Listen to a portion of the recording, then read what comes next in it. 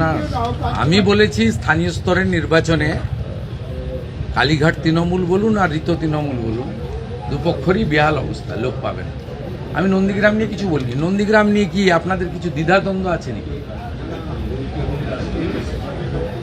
দাদা, অন্নপূর্ণা যোজনাকে নিয়ে গেল আমি ৯,৭০০ ভোটে জিতেছিলাম, তো আমার কগুণ বেড়েছে 1996 থেকে 1956 থেকে 5 গুণ। তো এটার সঙ্গে ৯,৭০০ গুণিত 5 যুক্ত করতে, তাহলে যেটা হয় সেটা হবে। আরে এখানে এগুলো নিয়ে কেন চর্চা করছেন আপনারা? এই জেলাতে এগুলো নিয়ে কেউ চর্চা করে নাকি? 2019-এ 37%, 21-এ 44%, 24-এ পার্টি ক্ষমতায় ছিল না 49, এবারে 56% ভোট পেয়েছি। তৃণমূল দাঁড়িয়েছিল দুটো পিলারের উপরে, একটা পুলিশ আর একটা আইপ্যাক। পুলিশ তো নেই, সরকারে না থাকলে পুলিশ থাকে না, আর আইপ্যাক তো ভোটের আগে পাতনি গুছিয়ে পালিয়ে গেছে। 2-4টা নিচের তলায় চ্যাং ম্যাং ছিল, সেগুলো দেখতে পাওয়া যাচ্ছে না।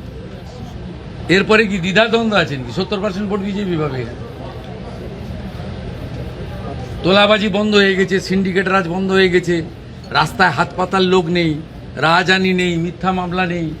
ওর তো ভালো আছে, আনন্দ আছে, সবকে জেলে ঢুকানো উচিত। এখানকার বিজেপির লোকেরা তো উচ্চ শিক্ষিত, উদার, ক্ষমা ঘৃণা করে দিয়েছে। তো এখানে সব ভেবে লাভ নেই। গোটা রাজ্যও ভালো হবে, এখানে তো আরো আগে থাকবে। অন্নপূর্ণা প্রাপকদের প্রকৃত যারা প্রাপক অন্নপূর্ণাদের কোনো ভিতরে কি বলেছে আপনাকে বলুন।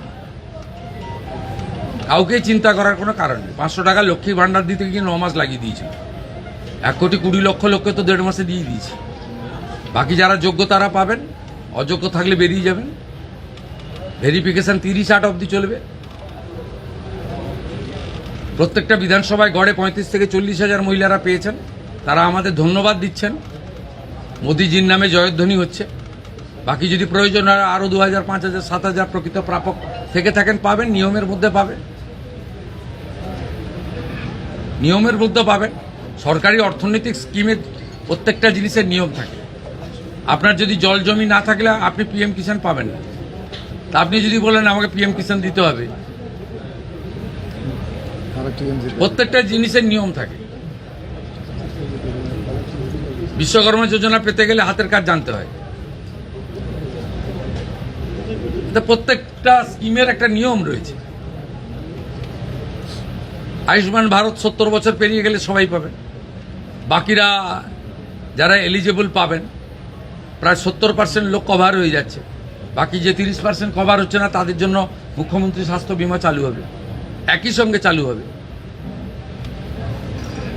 16ই আগস্ট সরকারের 100 দিন পূরণ হবে। 16ই আগস্ট ভয়ঙ্কর দিন কলকাতার ক্ষেত্রে। সুরাবর্দির নেতৃত্বে দ্য গ্রেট ক্যালকাটা কিলিং হয়েছিল। আর সেই দিনটা তৃণমূল কংগ্রেস আগের সরকার খেলা হবে দিবস পালন করত। আমাদের সরকার সিদ্ধান্ত নিয়েছে ওই দিন আয়ুষ্মান দিবস হিসেবে পালন করা হবে।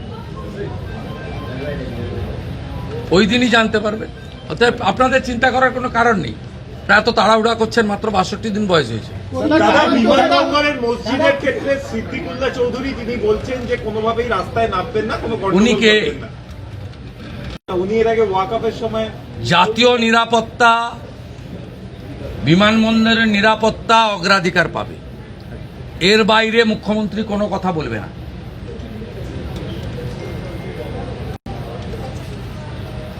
উনি খুব নরম নরম কথা বলেছেন। এইটাই সরকার। অন্য সরকার হলে ধমকাতো, যেমন রেজিনগরের লোকটা ধমকাতো, এখন আর ধমকায় না। এই যে আগের সরকার থাকতো ধমকাতো যে আমাদের ভোটে সরকার করেছি। এখন নরম নরম কথা বলছেন। জাতীয় সুরক্ষা এবং বিমানবন্দরের নিরাপত্তা আগে দেখতে হবে। এই বিমানবন্দরের লোকেশন খুব গুরুত্বপূর্ণ নিরাপত্তার ক্ষেত্রে। চীন, বাংলাদেশ সব কাছে। এটা আন্তর্জাতিক বিমানবন্দর। এইখানে এইভাবে খুলে রাখা যায় না। বাকি ঠিক আছে, আমরা তো ধর্ম পালনে কাউকে বাধা দিইনি। ওরা তো বলেছিল যে বিজেপি এলে মুসলমানদের তাড়িয়ে দেবে, নামাজ পড়তে পারবে না। তা বকরি ঈদও করেছেন, পশু হত্যা আইন মেনে করেছেন, অসুবিধা নেই। মহরমেও বেরিয়েছিলেন অস্ত্র বাড়িতে রেখে, কোনো অসুবিধা নেই। ভদ্র থাকবেন, আইন মেনে চলবেন, ডিজে থেকে দূরে থাকবেন, নিজের ধর্ম নিজে পালন করবেন, অন্যর কানে গিয়ে ফুফু করার দরকার নেই, সব ঠিক চলবে, সুন্দর চলবে। দাদা আর বন্দে মাতরমটা গাইতে হবে, ঠোঁট না নাড়ালে হবে না, আমরা লক্ষ্য রাখছি। দাদা ডায়মন্ড হারবারে আমাদের ভিডিও ভালো লাগলে লাইক এবং শেয়ার করুন। কমেন্ট সেকশনে গিয়ে জানান আপনাদের মতামত।